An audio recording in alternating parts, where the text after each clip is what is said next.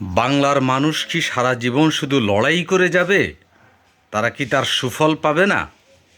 1948 সালে ভারত বিভক্তের এবং স্বাধীনতা অর্জনের জন্য 200 বছরের ইংরেজ শাসনের অবসান ঘটিয়েছে যে বাঙালি, সেখানে অবিভক্ত ভারত সবাই চেয়েছিল, কিন্তু কতিপয় মানুষের স্বার্থের কারণে এই ভারতবর্ষ আমরা টিকাতে পারিনি। তা না হলে আজকে পৃথিবীর সবচাইতে বড় রাষ্ট্র হচ্ছে এই বঙ্গদেশ। 47-এর বিভক্তের পর পৃথিবীর একমাত্র জাতি বাঙালি, যাকে তার ভাষার জন্য লড়াই করতে হয়েছে। মায়ের ভাষায় সে কথা বলবে, সেই ভাষাটাও তার কেড়ে নিতে চাইছে, সেই ভাষার জন্য তাকে লড়াই করতে হয়েছে। কিন্তু সেই লড়াইতে কোনো শক্তি বাঙালিকে পরাজিত করতে পারেনি।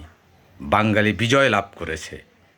71 সনে অস্ত্রবিহীন, লাঠি সোঁটা, জেলে মজুর, কৃষক, যার যা কিছু ছিল, খালি গায়ে হাতে পায়ে তারা লড়াই করে মাত্র 9 মাস যুদ্ধে একটা দেশকে স্বাধীন করছে।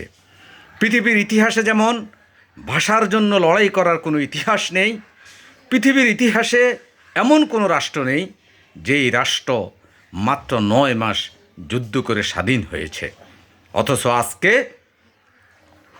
200 বছর লড়াই করেও ফিলিস্তিন, কাশ্মীর মতো রাষ্ট্রগুলো স্বাধীনতা অর্জন করতে পারেনি। 71-এর লড়াইয়ের পরও শেষ হয়নি বাঙালির উপর আঘাত।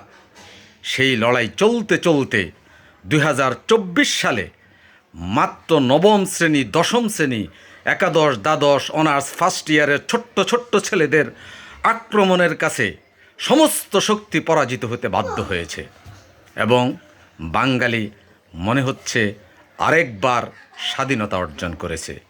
বাঙালি একমাত্র রাষ্ট্র, বাঙালি একমাত্র জাতি, যেই জাতি একবার নয়, দুইবার নয়, 3 বার লড়াই করে স্বাধীনতা অর্জন করেছে।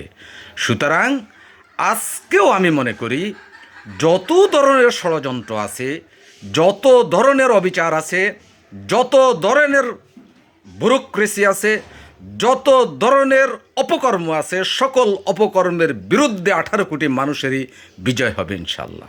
ধন্যবাদ, সবাই ভালো থাকবেন।